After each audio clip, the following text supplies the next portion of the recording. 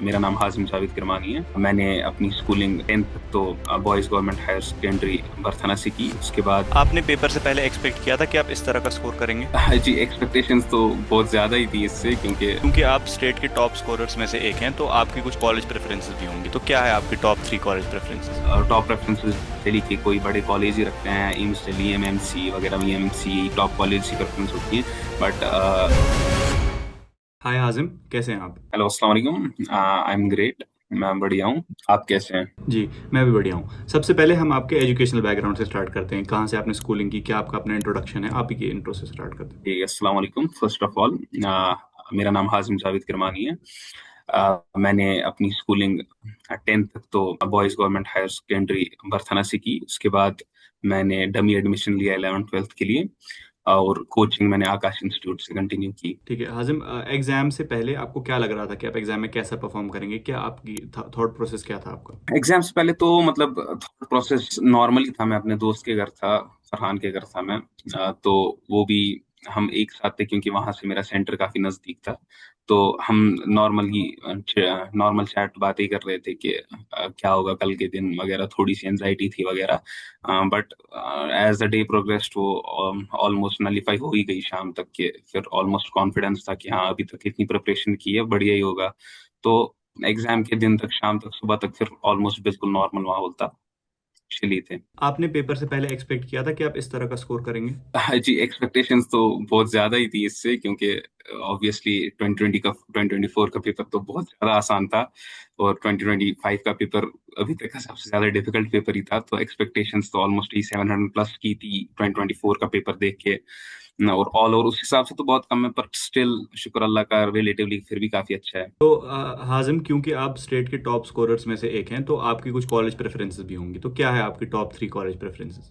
Normally top preferences Delhi के कोई बड़े कॉलेज ही रखते हैं, एम्स दिल्ली, एमएमसी वगैरह, वीएमसी टॉप कॉलेज की प्रेफरेंस होती है। बट इसके अलावा मेरी ज्यादा प्रेफरेंस होगी जीएमसी श्रीनगर ही, क्योंकि वो मेरे लिए तो काफी ज्यादा प्रेफरेबल है, क्योंकि मेरे घर से बहुत ज्यादा नजदीक है वो, अबाउट ही 2-3 किलोमीटर्स। तो और घर पे रहने के आपको पता ही है बहुत फायदे हैं। आप तो खुद भी घर पे ही हैं। हम्म। तो हाँ, डे स्कॉलर होने का ये थोड़ा एडवांटेज तो होता है। यही, I would prefer GMC Srinagar और एनी अदर कॉलेज। तो अब जब आप अपना कॉलेज होपफुली ज्वाइन करेंगे, तो where do you see yourself in 10 years? कहाँ आप स्पेशलाइजेशन, क्या आपकी फ्यूचर प्लान्स हैं? नॉर्मल पहले बेसिक एमबीबीएस का रखना ही है दिमाग में। उसके अलावा काफी और एग्जाम प्रिपरेशंस भी होती हैं। यूएसएमएलई नाम के एग्जाम्स यूएस के लिए होते हैं। हार्वर्ड के लिए अलग एग्जाम होता है। स्टैनफोर्ड के लिए अलग एग्जाम होता है। I will be preparing for these as well. उसके अलावा नॉर्मली स्पेशलाइजेशन का तो मुझे जेनेटिक्स में, रिसर्च में काफी ज्यादा इंटरेस्ट है। तो बेसिक स्ट्रक्चरल मैं यही लेके चलूंगा कि मैं आगे जेनेटिक इंजीनियरिंग करूं। उसके अलावा देखते हैं, कॉलेज में अपनी अपनी प्रेफरेंसेस, अपने अपने नए इंटरेस्ट डेवलप होते हैं, तो देखते हैं। अपनी प्रिपरेशन के दौरान कौन से ऐसे लोग, फैमिली मेंबर्स, ट्यूटर्स या मेंटोर्स, जिनने आपको अपनी प्रिपरेशन में गाइड किया और सही चीज़ें बताई? ऑल ओवर गाइडेंस तो बहुत सारे लोगों की रही है इसमें। I would say first of all Akash institute के काफी ज्यादा टीचर्स रहे हमारे फाउंडेशन से ही, 9th-10th से ही, और 11th-12th अबाउट 4-5 टीचर्स तो ऐसे ही हैं जो कंसिस्टेंटली रहे हैं हमारे साथ till the day of NEET. उसके अलावा पेरेंट्स हमेशा से सपोर्टिव रहे हैं, और my brother, my sister, they have always been supportive to me. तो उन सबका कंट्रीब्यूशन है, उन सबकी मेंटरशिप है। ठीक है, अब जब हम नीट की प्रिपरेशन की बात कर रहे हैं, तो आपने अपनी डेडिकेटेड नीट की प्रिपरेशन कब से स्टार्ट की थी? नीट की डेडिकेटेड प्रिपरेशन की बात करें तो वो तो 11th से ही शुरू हुई है। उससे पहले तो उतना फुल श्योर भी नहीं था कि नीट के लिए ऑप्ट करना है। तो डेडिकेटेडली बोलूँ तो 11th से ही नीट की प्रिपरेशन शुरू की है। तो जब आपने अपनी नीट की प्रिपरेशन शुरू की, तो आपका क्या अप्रोच था? क्या स्टडी मटेरियल्स, क्या अपना डेली टाइम टेबल, क्या शेड्यूल आपने फॉलो किया? क्या आपकी जनरल स्टडी पैटर्न रहा था पूरे टाइम? नॉर्मली मैं तो फाउंडेशन का स्टूडेंट था आकाश से, 9th-10th से ही। तो मेरे लिए वो पैटर्न तो क्लियर ही था ऑलमोस्ट। ये तो पता ही था आकाश की मॉड्यूल सॉल्व करनी है, जो एक्स्ट्रा मटेरियल मिलता है वो सॉल्व करना है। तो बेसिक स्ट्रक्चरल वो तो आइडिया था ही कि प्रोसीड कैसे करना है आगे 11th-12th में। आगे सिलेबस भी वास्ट होता है, ये भी पता था कि कौन कौन से चैप्टर्स आने वाले हैं, 9th के 11th में रिपीट होंगे, 10th के 12th में रिपीट होंगे। तो ये सारा ऑलरेडी आइडिया था। उस हिसाब से आकाश की मॉड्यूल्स को ही बेस बना के किया है सॉल्व पहले तो। उसके बाद आकाश का आगे आगे मटेरियल, उसके अलावा कुछ अलग बुक्स भी फिजिक्स केमिस्ट्री के लिए और भी बुक्स रेफर की हैं। तो जैसा कि आपने बोला कि आकाश के आप ऑफलाइन स्टूडेंट थे, इसके अलावा क्या ऑफलाइन और ऑनलाइन सोर्सेज आपने अपनी प्रिपरेशन में यूज़ किए थे? मैंने ऑफलाइन के लिए सिर्फ आकाश इंस्टीट्यूट से ही किया है फ्रॉम 9th स्टैंडर्ड। उसके अलावा ऑनलाइन की बात करें तो मैंने बस यही कुछ स्टडी मटेरियल मैंने बहुत सारे कोचिंग सेंटर्स के यूज किए हैं ऐसे ऑनलाइन मोड में। यही टेस्ट सीरीज वगैरह या ये जो होते हैं डीपीपीज वगैरह, सॉल्व शीट्स, पेपर शीट्स वगैरह, मैंने बहुत सारे सेंटर्स के किए हैं ऐसे ही जो मिलते रहते हैं टेलीग्राम पे या ऑनलाइन मिलते रहते हैं वेबसाइट्स पे, वो सारे यूज किए मैंने। तो हाजिम, अब हम आपकी dedicated subject wise preparation strategy पे आते हैं। फॉर एग्जांपल फिजिक्स सब्जेक्ट को पहले लें, तो फिजिक्स सब्जेक्ट को आपने कैसे अप्रोच किया, क्या आपके स्टडी मटेरियल्स थे, कैसे आपने 2 साल पढ़ा, एंड में कवर अप कैसे किया, इस एक सब्जेक्ट के बारे में आप डिटेल में बताइए। फिजिक्स से स्टार्ट करें तो फिजिक्स ऑलमोस्ट 9th 10th में काफी अच्छी स्ट्रांग बेस ही रखी थी कि 11th 12th में पढ़ने में बहुत ज्यादा आसानी हो गई थी। मान लीजिए कि 11th की बेसिक सारे जो चैप्टर्स थे, काफी ओलंपियाड्स देने की वजह से ऑलमोस्ट 11th का फिजिक्स ऑलरेडी 10th कवर था 80% तक। उसके अलावा मतलब यही कैलकुलस वैलकुलस सब कुछ कर रखा था। उसके अलावा एंड तक के चैप्टर्स ऑलमोस्ट मान लीजिए एंड के 3-4 चैप्टर्स छोड़ के बाकी सब कुछ ऑलरेडी कर रखा था। उसके बाद 11th में जब नीट के लिए प्रेफरेंशियल मैंने सोचा कि नीट के लिए अब पढ़ना चालू करते हैं, तो मैंने मतलब फॉर्मूला चार्ट्स बनाने चालू कर दिए। उसके बाद मान लीजिए छोटे छोटे फॉर्मूलाज को अलग से लिखने लग गया और ज्यादा प्रैक्टिस करने लग गया इजी इजी क्वेश्चंस की, ताकि मैं उनको एग्जाम में फास्ट अटेम्प्ट कर पाऊँ। वाइड वैरायटी ऑफ क्वेश्चन से ज्यादा मैंने प्रेफर किया कि मैं कुछ ही सवाल जो मोस्ट इंपॉर्टेंट होते हैं उनको बहुत ज्यादा फास्ट कर पाऊँ। इस पे मैंने ज्यादा प्रेफर किया, इसमें ज्यादा फोकस किया। उसके अलावा अलग बुक्स वो मैं 9th 10th में जो सॉल्व करता था उनको भी मैंने ऑलमोस्ट 11th में कंटिन्यू ही किया। एक्स वर्मा हो गई, फिजिक्स गैलेक्सी हो गई या एरोडो हो गई, क्रिटॉव हो गई, उनको आगे ऐसे ही सॉल्व करता रहा। ठीक इसी तरह केमिस्ट्री सब्जेक्ट में आपका क्या अप्रोच था? केमिस्ट्री में लाइक फिजिक्स मैंने उतना ज्यादा नहीं किया था 9th 10th में। केमिस्ट्री मेजर पोर्शन मैंने फिजिकल का कुछ थोड़ा पढ़ रखा था 9th 10th में, लेकिन इनऑर्गेनिक ऑर्गेनिक उतना ज्यादा अच्छे से कवर अप नहीं था, बिल्कुल थोड़ा थोड़ा बेसिक्स आइडिया था। तो 11th की स्टार्टिंग में तो ठीक ठाक ही रहा, लेकिन जब इनऑर्गेनिक ऑर्गेनिक आना शुरू हुआ तो उसके लिए मैंने अलग से बुक्स करना चालू की और उनको मतलब थोड़ा डेडिकेटेडली पढ़ना चालू किया, क्योंकि उनका मुझे उतना ज्यादा आइडिया पहले से नहीं था। मैंने ऑर्गेनिक के लिए मेनली MS चौहानी की है और आकाश की मॉड्यूल्स तो हैं ही। उसके अलावा इनऑर्गेनिक मैंने ओनली NCERT की है रेफर हमेशा ही। फिजिकल के लिए मैंने N अवस्थी की थी स्टार्टिंग में, उसके बाद मैंने वो ऑलमोस्ट मिड में ड्रॉप ही कर दी क्योंकि वो फिर आगे इरेलेवेंट होने लगा। 12th के लिए मैंने मोस्टली सिर्फ आकाश की मॉड्यूल्स ही की हैं और जो आकाश का अदर मटेरियल होता है वही। इसी तरह ठीक बायोलॉजी सब्जेक्ट में आपका क्या अप्रोच था? तो मैं जो हमने ट्रेंड देखा ही था ऑलमोस्ट यही नी 2021 2022 से आगे 2024 तक सब कुछ NCERT बेस्ड ही आ रहा था। तो उस हिसाब से मैंने बिल्कुल कुछ और मटेरियल नहीं किया, मैंने सिर्फ NCERT की फिंगर टिप्स, NCERT एग्जाम्पलर वगैरह यही किए और आकाश की मॉड्यूल्स के थोड़ा बेसिक बेसिक की कर रखा है। ज्यादा मटेरियल भी डेप्थ में नहीं गया हूँ। NCERT के मतलब ज्यादा से ज्यादा रिवीजन किए हैं क्वेश्चन से। मैंने ज्यादा प्रेफर किया है कि मैं ज्यादा से ज्यादा NCERT ही पढूं, तो वही मैंने किया है स्टार्टिंग से ही 11th से ही। तो अब जो आपने अपने तीनों सब्जेक्ट की अप्रोच और सब्जेक्ट वाइज स्टडी मटेरियल और स्ट्रेटजी के बारे में बताया, अब जबकि नीट 25 का पेपर डिफिकल्ट आया और थोड़ा आउट ऑफ द बॉक्स आया, तो क्या आपको लगता है कि आपका जो ये प्रिपरेशन था वो सही था या किसी और तरीके से आपको प्रिपेयर करना चाहिए था? फर्स्ट ऑफ ऑल मैं बोलूंगा कि बायो के लिए तो ऑलमोस्ट परफेक्ट ही था कि उतना कुछ ज्यादा करने की जरूरत नहीं थी। बायो में जो आया था NCERT से ही आया था मोस्टली, और जो मतलब थोड़ा बहुत पेपर बोल सकते हैं लेंथ ही आया था, यहाँ बहुत ज्यादा स्टेटमेंट बेस्ड आया था। एक एक क्वेश्चन में 7 7 8 8 स्टेटमेंट हो गई थी, सीक्वेंसेस बनानी थी वगैरह, ऐसे बहुत सारे सवाल थे। मतलब ऑलमोस्ट 5 10 सवाल तो मैं ऐसे ही जानता हूँ जिनके ABCBC ऐसे कुछ आंसर्स आ रहे थे।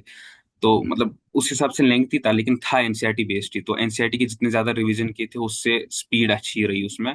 तो बायो के लिए तो वो परफेक्ट था।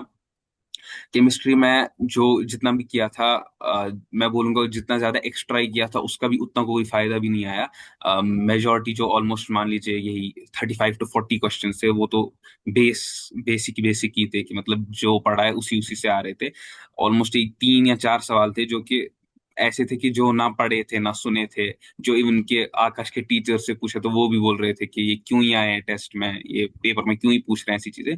तो उनके लिए मैं सोच रहा हूँ अगर मैंने बहुत ज्यादा भी पढ़ा होता तो मे बी फिर भी मैंने वो चीजें ना ही देखी होती, तो ऐसा जरूरी नहीं था कि वो हो जाती। तो I am satisfied with the preparation.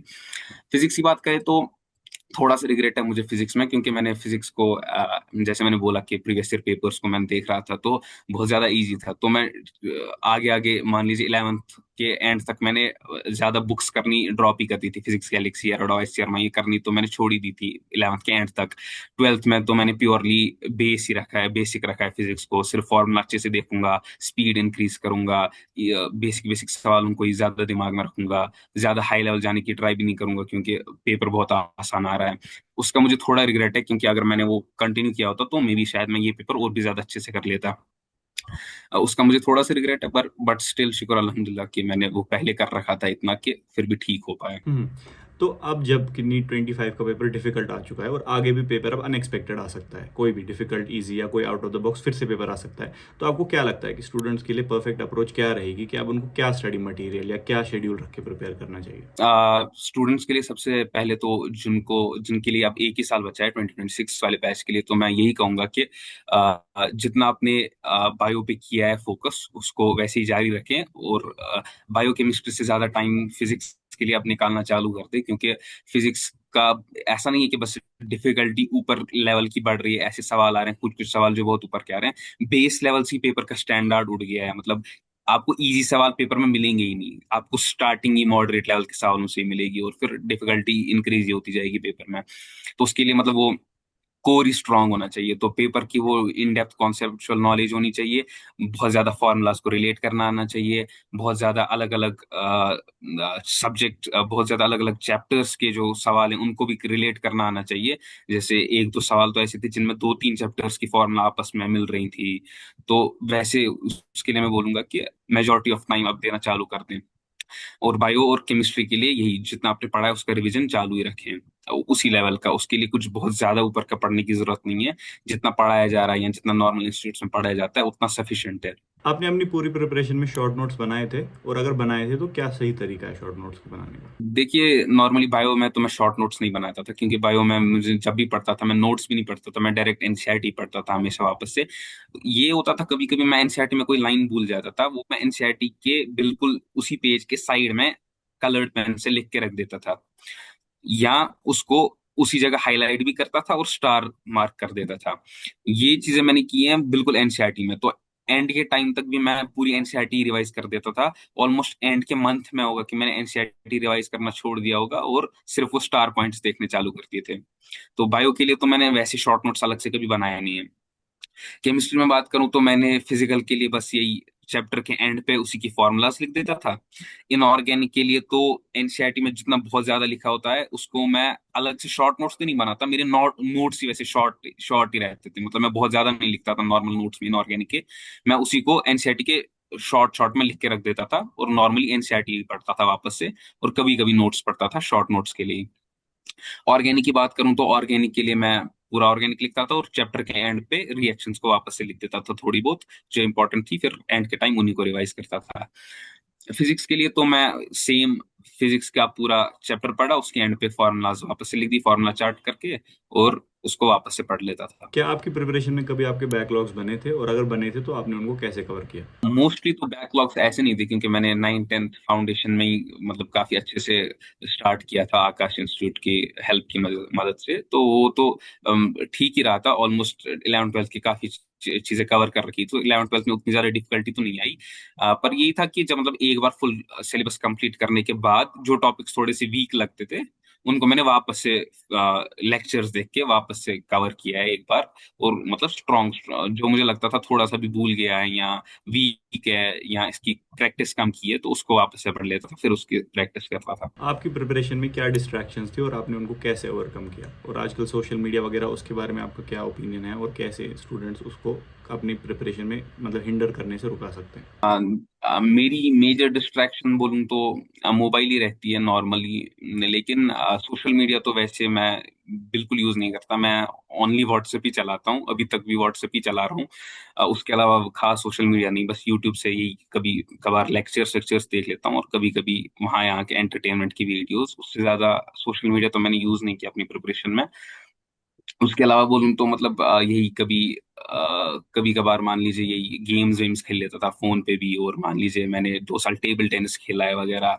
तो मतलब गेम स्पोर्ट्स मैंने अच्छे खासे खेले, उनको मैं एग्जैक्टली डिस्ट्रैक्शन तो नहीं बोलूंगा, पर फिर भी वो भी मैं हेल्दी स्टडीज के लिए रिक्वायरमेंट थी, पर वो स्टडीज के अलावा मैंने उन चीजों में ध्यान दिया है।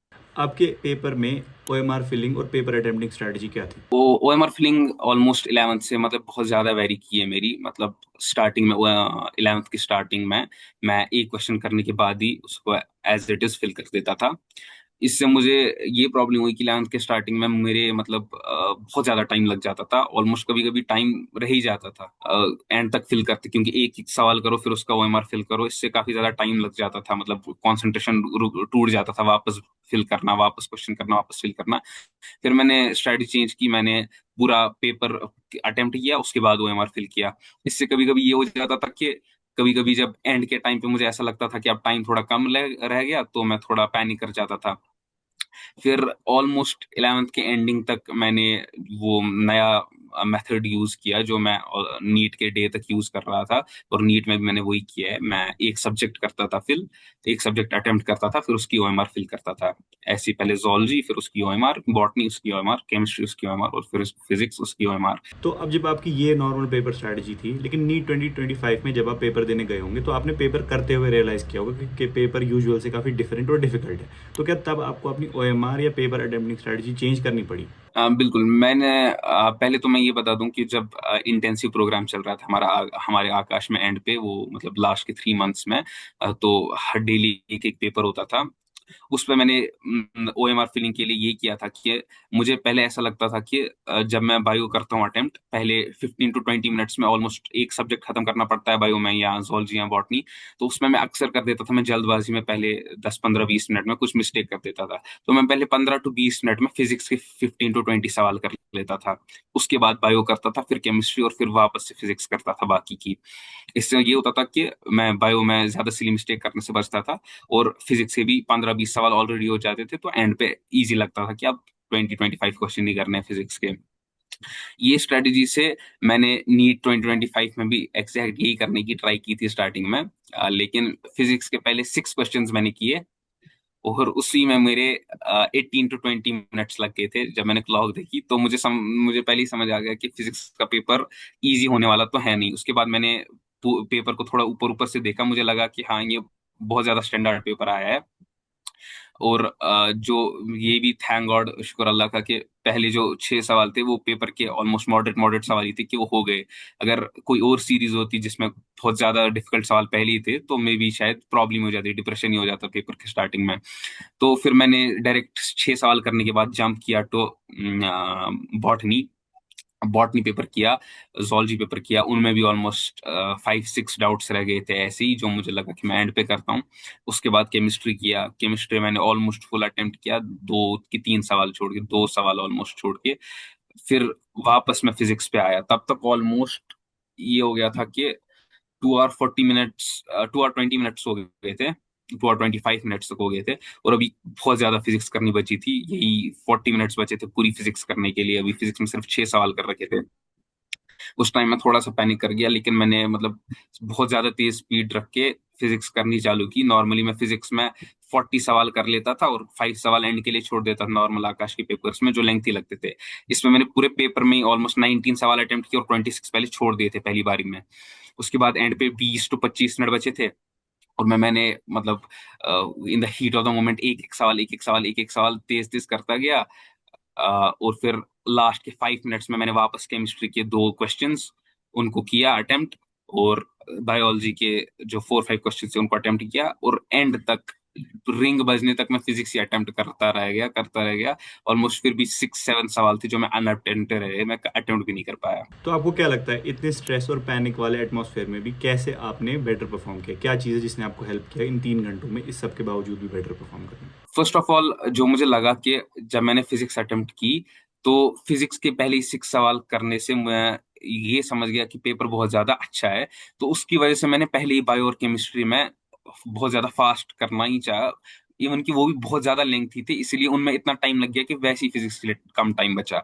तो आई थिंक यही बेटर हुआ कि मे बी जो फिजिक्स पहले ना करता वो बायोकेमिस्ट्री शुरू करता, और फिर उसको इतना ज्यादा कम टाइम रहता फिजिक्स के लिए, तो वो बहुत ज्यादा पैनिक कर जाता फिजिक्स का पेपर देख के।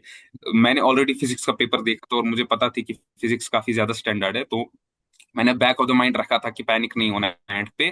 एंड पे पेपर ऐसा है कि मैं कर रहा हूँ बिल्कुल 700 प्लस 720 का ही ट्राई कर रहा हूँ, लेकिन ये पेपर बहुत स्टैंडर्ड है और इतना मैं समझ गया था कि बहुत ज्यादा लो जाएगा मेरिट, तो टेंशन लेने की बात नहीं है, एंड पे बस पैनिक नहीं करना। तो आई थिंक ये एक फैक्टर रहा जो मुझे लगता है कि बाकियों से अच्छा करने में मुझे थोड़ा हेल्पफुल रहा। ठीक है, तो पेपर से बाद जब आप एग्जाम सेंटर से निकले और फिर आपने कुछ टाइम बाद अपना की और स्कोर चेक किया, तो आपका क्या रिएक्शन था, कैसा लग रहा था आपको? मैंने पेपर देने के बाद मैं डायरेक्ट आकाश इंस्टीट्यूट ही गया था, हमने वहीं की टीचर्स के साथ ही, फादर भी मेरे वहीं थे। तो पहले तो सेंटर से निकल के मुझे ऐसा लगा ही कि हाँ मतलब बहुत ज्यादा अच्छा परफॉर्म नहीं कर पाया, पेपर भी बहुत ज्यादा मुश्किल था, लेकिन इतना मुझे बैक ऑफ द माइंड था कि ये सबके लिए था, तो उतना भी टेंशन लेने की जरूरत नहीं है। जब की चेक करने लगा तो ऑलमोस्ट तब तो बहुत ज्यादा केओस था। उस टाइम नॉर्मली जैसे प्रीवियस ईयर्स में की निकलती है ऑन द स्पॉट, उस टाइम की भी नहीं थी क्योंकि टीचर से भी पूरा पेपर सॉल्व हुआ नहीं था। वो कर ही रहे थे, अभी यूट्यूब पे बन ही रहे थे, इवन के 4-5 आवर्स आफ्टर द एग्जाम भी अभी सवाल सॉल्व ही हो रहे थे। अभी तक पूरी की निकली भी नहीं थी, हम हमारे आकाश के टीचर्स वहीं पर बैठ के क्वेश्चन सॉल्व कर रहे हैं और उनको भी इतना टाइम लग रहा है। तो ये देख के रिलीफ तो मिल गया था कि पेपर बहुत ज्यादा स्टैंडर्ड था, तो टेंशन लेने की जरूरत नहीं है। अभी टीचर्स भी खुद ही सॉल्व कर रहे हैं 4-5 घंटे एग्जाम के बाद भी, तो टेंशन लेने की बात नहीं है। उसके बाद धीरे धीरे एक एक क्वेश्चन ऐसे करते करते 2-4 टीचर्स हर सब्जेक्ट के बैठे हुए थे, एक एक सवाल सॉल्व कर रहे थे, एक एक सवाल सॉल्व कर रहे थे। उससे पता चल रहा था हाँ ये सवाल सही है, ये सवाल सही है। उससे धीरे धीरे रिलीफ मिल रहा था ऑल ओवर। फिर रफ आइडिया लग गया था कि कितना स्कोर होगा, क्योंकि उतना भी ज्यादा परफेक्ट आइडिया उस टाइम भी नहीं था, क्योंकि बहुत ज्यादा कंट्रोवर्शियल सवाल थे। इवन के हमारे खुद के आकाश के टीचर्स, 3 टीचर्स एक सवाल के 3 ऑप्शन दे रहे थे, 3 ऑप्शन 4 में से। तो हम समझ गए थे कि टेंशन लेने की कोई बात नहीं है, तो अभी बहुत ज्यादा कंट्रोवर्शियल सवाल है तो कुछ भी आ सकता है। तो रफ आइडिया लग गया था स्कोर का। फिर भी उस टाइम रिलीफ ही था, क्योंकि ऑलमोस्ट उस टाइम भी लग गया था कि बाकियों से काफी ज्यादा अच्छा ही पेपर हुआ है, क्योंकि उस टाइम भी बाकियों की जब हालत देखी तो वो और भी ज्यादा खराब हालत थी उनकी। वो मतलब कुछ लोग तो अटेम्प्ट ही नहीं कर पाए थे, 20-20 क्वेश्चन, 15-15 क्वेश्चन छूट गए थे लोगों के। तो उस टाइम रिलीफ था, और थोड़ा सा डिसअपॉइंटमेंट थी कि उतना अच्छा नहीं कर पाए, लेकिन ऑल ओवर रिलीफ और सेटिस्फैक्शन ही थी पेपर के बाद। ठीक है, तो मुझे लगता है हमने प्रिपरेशन के ऑलमोस्ट सारे एस्पेक्ट्स डिस्कस कर लिए हैं। अब हम एक शॉर्ट रैपिड फायर राउंड खेलते हैं जहां आप क्वेश्चंस का आंसर देंगे इन वन सेंटेंस और लेस। तो पहला ये कि आपको क्या लगता है कि most difficult NEET exam ever कौन सा था? 2025। One person that has motivated you the most. My brother. Piece of advice for future aspirants. Be consistent and work hard on physics. Your one side hobby during your preparation. I would say language learning. I was learning Turkish. Role of your institution or coaching in your success. Well, I would say it is an immense role, because I was a foundation student, so it was from the very base, from the very core of my studies. It was for Akash. It was only because of Akash Institute I could achieve all this. What is the importance of previous year questions for NEET? Well, I would say a lot till now. But now it would change a bit because the strand of paper will increase. So I would say 2024, 2023, 2022, these papers won't be that much relevant to the standard of need that will be coming in the few next years. NEET 25 exam की अगर आपको subject wise difficulty में इनको rank करना होगा तो क्या order रहेगा? Say bio was easy lengthy, chemistry was short but moderate, and as everybody knows, physics was kind of difficult. Future aspirants के लिए नीट प्रिपरेशन में अब क्या चेंज हुआ है? आई विल से कि सबसे ज्यादा चेंज तो ये हुआ है कि कॉन्सेप्चुअल बेसिस पे ज्यादा फोकस करने की जरूरत है। ऐसा नहीं कि अब एक फॉर्मूला रटो और उस पे डायरेक्ट क्वेश्चन आएगा और वो सॉल्व हो जाएगा। आई वुड से कि कॉन्सेप्चुअल बेसिस स्ट्रांग रखनी है, ज्यादा से ज्यादा प्रैक्टिस करनी है, और wide range of questions, difficult questions की प्रैक्टिस करनी है फिजिक्स के लिए। और बायोकेमिस्ट्री के लिए तो ऑलमोस्ट उतनी ज्यादा चेंजेस नहीं है, कंसिस्टेंट ही रहना है। ठीक है, so I think that is all. You conclude with whatever you want to say. Well, I would just say कि सब एस्पिरेंट्स प्रिपेयर करते हैं नीट के लिए, जेई के लिए। इस सब में एक चीज नहीं भूलनी कि all this is just a part of your life. इसके बाद तो लाइफ स्टार्ट होती है एक्चुअल में। मतलब आपसे बेटर कौन बताएगा, आप अब कॉलेज स्टूडेंट है तो आप तो इजीली बता सकते हैं कि NEET was just a very small part of the life. तो इस पे पूरा ज्यादा इतना ज्यादा फोकस नहीं करना कि भूल ही जाए कि आगे पीछे भी दुनिया है। तो डोंट टेक स्ट्रेस, चिल रहो, काम रहो. It is just 2 years of your life. You have got 40-50 more years of your life to do whatever you want in your life. So इन पे फोकस करो, इनमें मेहनत करो, लेकिन इन पे मतलब पागल ना हो जाओ. चिल रहो और काम रहो. इजीली हो जाएगा इंशाल्लाह. अल्लाह ताला सब कुछ कर देगा आपके लिए. तो काफ़ी ज़्यादा अच्छे मैसेज के साथ हाजिम ने इस डिस्कशन को एंड किया है।